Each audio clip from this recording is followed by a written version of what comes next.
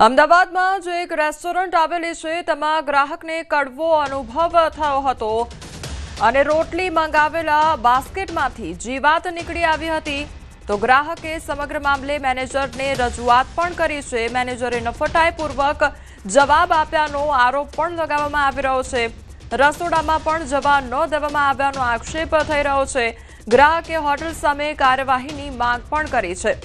અમદાવાદનો આ મામલો સામે આવ્યો છે। સંવાદદાતા પ્રણવ અમારી સાથે જોડાઈ ગયા છે। પ્રણવ, અમદાવાદની આ રેસ્ટોરન્ટ કે જ્યાં ગ્રાહકને કડવો અનુભવ થયો છે, શું આખી ઘટના? અમદાવાદ શહેરના પ્રસિદ્ધ જે રેસ્ટોરન્ટ છે તેની આ ઘટના સામે આવી છે। 10 દિવસ પહેલા આ ઘટના બની હતી અને તેનો વિડીયો સોશિયલ મીડિયામાં વાયરલ થયો છે। દુષ્યંતભાઈ રાઠોડ નામના જે વ્યક્તિ છે ત્યાં જમવા માટે ગયા હતા પરિવાર સાથે। એ સમય દરમિયાન જ્યારે તે લોકોએ રોટી મંગાવી હતી, ઓર્ડર કર્યો હતો, એ સમયની રોટી દરમિયાન જે બાસ્કેટ આવ્યું હતું એ બાસ્કેટની અંદર જીવાતો સાથે આવી હોય તે પ્રકારનો આરોપ છે એ આ પરિવાર લગાડી રહ્યો છે। આ પરિવારનો એ પણ આરોપ છે કે આટલી મોંઘી રેસ્ટોરન્ટ તેમ છતાં પણ ત્યાં સ્વચ્છતા અને સાથે જ એ કહી શકાય કે ગંભીર બેદરકારી જોવા મળી છે કે જ્યાં રોટી જેવી જે કોમન વસ્તુ જે ખવાતી હોય છે તેમાં પણ એના બાસ્કેટની અંદર જીવાતો છે તે મળી આવી હતી। ત્યારબાદ મહાનગરપાલિકાને તેઓએ કમ્પ્લેન્ટ પણ કરી હતી। મહાનગરપાલિકા તરફથી આ જે રેસ્ટોરન્ટ છે એ રેસ્ટોરન્ટને 25,000નો દંડ પણ કરવામાં આવ્યો છે અને સાથે નોટિસ પણ આપવામાં આવી છે કે આ પ્રકારની બેદરકારી બીજી વખત ન થાય। અને એએમસીની ટીમ ત્યાં વિઝિટ પણ કરી હતી અને એએમસી ટીમ દ્વારા હાલ 25,000ની પેનલ્ટી હાલ લેવામાં આવી છે। પરંતુ ચોક્કસ કહી શકાય કે સમયાંતરે હવે ખાદ્ય પદાર્થો જે ચાલી રહ્યા છે તેની ક્યાંક નકલી ડુપ્લિકેટ મળવું, પનીર ડુપ્લિકેટ મળવું, ઘી ડુપ્લિકેટ મળવું, તો સાથે જ હવે રેસ્ટોરન્ટની અંદર પણ જે ખાદ્ય પદાર્થો છે તેમાં પણ જીવાત નીકળવાના કિસ્સાઓ સતત વધી રહ્યા છે। એટલે ચોક્કસ રેસ્ટોરન્ટની મોટી બેદરકારી સામે આવી છે। જી પ્રણવ, સમગ્ર માહિતી બદલ આપનો આભાર।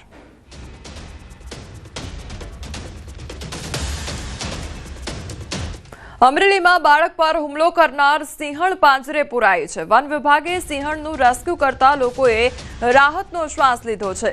બગસરાના હામાપુર ગામે સિંહણે 5 વર્ષીય બાળક પર હુમલો કર્યો હતો તો ગત રોજ પણ 4 સિંહ બાળ અને 1 સિંહણનું રેસ્ક્યુ કરવામાં આવ્યું હતું। ખાંભાના ગીદરડી ગામે ગઈકાલે ખેડૂત પર હુમલો કરનાર સિંહણને પણ વન વિભાગે મોડી સાંજે પાંજરે પૂરી તો સિંહણે ગીદરડી ગામમાં જ 1 મહિનામાં 2 લોકો પર હુમલો કર્યો હતો તો સિંહણ પાંજરે પૂરવામાં આવી છે અને 5 વર્ષીય બાળક પર હુમલો કરવામાં આવ્યો હતો।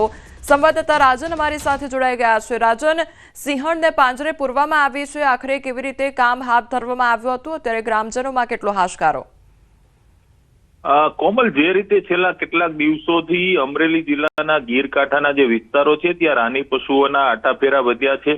ખાસ કરીને માનવ પરના હુમલાઓના કિસ્સાઓમાં પણ વધારો થયો છે। 2 દિવસ પહેલા જે રીતે બગસરાના હામાપુર ગામે એક બાળકને ફાડી ખાવાની ઘટના બની હતી, ત્યારબાદ વન વિભાગ એક્શનમાં આવ્યું અને 1 સિંહણ અને 4 સિંહ બાળને પાંજરે પૂર્યા હતા।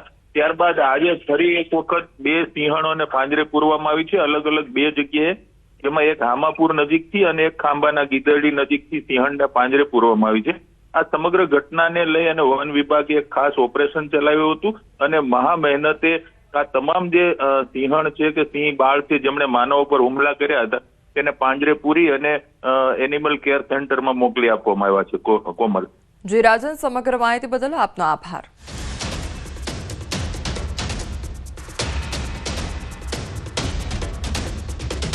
ઈડરના સુરપુર ગામે પાસે દીપડો દેખાતા ભયનો માહોલ સર્જાઈ ગયો છે। ત્યારે દીપડાએ 3 બકરીઓનું મારણ કરતા સ્થાનિકો અને પશુપાલકોમાં ફફડાટ ફેલાઈ ગયો છે। દીપડાને પાંજરે પૂરવા સ્થાનિકોની ઉગ્ર માંગ પણ સામે આવી છે। અગાઉ પણ આ વિસ્તારમાં દીપડો દેખાયાનું ગ્રામજનોનું રટણ સામે આવ્યું છે। ઈડર વન વિભાગના અધિકારી ગોપાલ પટેલે સ્ટાફ સાથે રાત્રિ પેટ્રોલિંગ વધાર્યું તો મારણ કરેલ બકરીઓનું તંત્ર દ્વારા યોગ્ય વળતર આપવામાં આવે તેવી પણ માંગ કરવામાં આવી છે। દીપડાના આટાફેરાથી આસપાસના વિસ્તારોમાં હવે ફફડાટ ફેલાયો છે। દીપડો દેખાતો લોકોએ કેમેરામાં દીપડાને કેદ કર્યો છે। સંવાદદાતા ઈશાન અમારી સાથે જોડાઈ ગયા છે। ઈશાન, દીપડાના આટાફેરા જોવા મળી રહ્યા છે, હાલ શું અપડેટ આખી ઘટનામાં?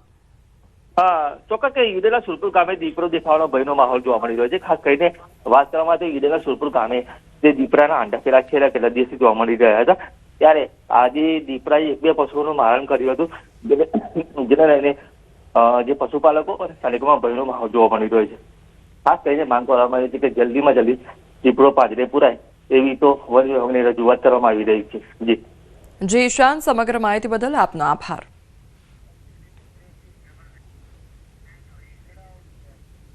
શામળાજી તાલુકાના ગામડાઓમાં યુરિયા ખાતરની અછત વર્તાઈ રહી છે.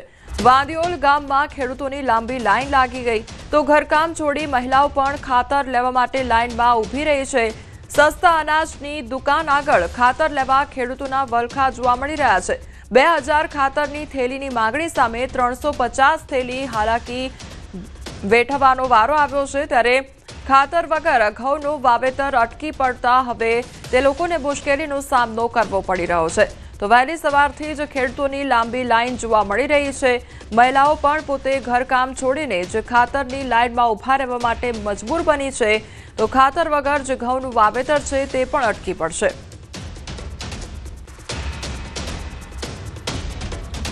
ફક્ત 350 થેલી ખાતરની ફાળવણી કરવામાં આવી છે, જ્યારે અમારા આ વિસ્તારની અંદર 1500 થી 2000 યુરિયા ખાતરની થેલીની જરૂરિયાત છે. તો આ ખાતરની જરૂરિયાત માનનીય કૃષિ મંત્રી સાહેબ શ્રી અને જિલ્લાના ખેતીવાડી અધિકારીઓ શ્રીના એક અમારા અપીલ છે કે અમારે જે ખાતરની જરૂરિયાત ઘટ વર્તાઈ રહી છે એ ઘટ અમને તાત્કાલિક ધોરણે પૂરી કરવામાં આવે. ખાતર મળતું નથી અને 4-5 દિવસ તક મારા છે. આજે કેટલું ખાતર મળી રહ્યું છે? આજે કેટલું ખાતર મળે? 2 થેલી મળે મારે શું થાય? હું અત્યારે સોસાયટીમાં ખાતર લેવા માટે આવ્યો છું, પરંતુ 2 થેલી આપે છે. મારી 10 થેલીની જરૂરિયાત હોય પણ 2 થેલી ખાતર મારે કેવું પહોંચાડવું એ યોગ્ય નથી. અત્યારે જે દરેક ખેડૂત ખાતરની લાઈનમાં ઉભા છે સામે જોઈ શકો છો આપ, તે એ દરેકને ખેતરની ખાતરની જરૂર છે, પરંતુ આ સોસાયટીને 1500 ખાતરની થેલીની જરૂર છે. એની સામે જરૂરિયાત સામે 350 થેલી જ આવી છે. એ યોગ્ય નથી. તમારી સાથે હાલ સંવાદદાતા હાર્દિક જોડાઈ ગયા છે. હાર્દિક, ખાતર માટે લાંબી લાઈનો જોવા મળી રહી છે. શું ખાતરની અછત વર્તાઈ રહી છે? કોમલ, ચોક્કસથી જે પ્રકારે અરવલ્લી જિલ્લામાં છેલ્લા 20 દિવસથી શામળાજી, ભિલોડા અને મેઘરજ તાલુકામાં જે યુરિયા ખાતરની અછત જોવા મળી રહી છે. ખાસ કરીને જે પ્રકારે ઘઉંનું વાવેતર કરવું છે રવિ સિઝનમાં, ચોમાસું સિઝન નિષ્ફળ ગયા બાદ ખેડૂતોને ખૂબ આશા છે. આ સંજોગોમાં યુરિયા ખાતરની ખૂબ તાતી જરૂરિયાત છે. આ સંજોગોમાં ખેડૂતો વહેલી સવારથી જે સસ્તા અનાજની જે દુકાનો છે ત્યાં આવી જાય છે, તાલુકા સંઘ આગળ આવી જાય છે, પરંતુ લાંબી કતારો બાદ પણ તેમને ખાતર મળતું નથી. આ જ પ્રકારના દ્રશ્યો શામળાજીના વાંદિયોલમાં સામે આવ્યા છે, જ્યાં લગભગ 2000 થેલીની માગણી સામે માત્ર 350 થેલી આવતા ખેડૂતો નારાજ જોવા મળતા, તેમાં આક્રોશ જોવા મળ્યો હતો. કારણ કે ખેતરો સંપૂર્ણ તૈયાર થઈ ચૂક્યા છે, વાવેતર કરવું છે, પરંતુ ખાતર નહીં હોવાના કારણે વાવેતર થઈ શકતું નથી. એટલે કે આ સંજોગોમાં ખેડૂત ખૂબ નારાજ છે અને જે આ તંત્ર છે તેની સામે આક્રોશ બતાવી રહ્યો છે. જી કોમલ. જે હાર્દિક, સમગ્ર માહિતી બદલ આપનો આભાર.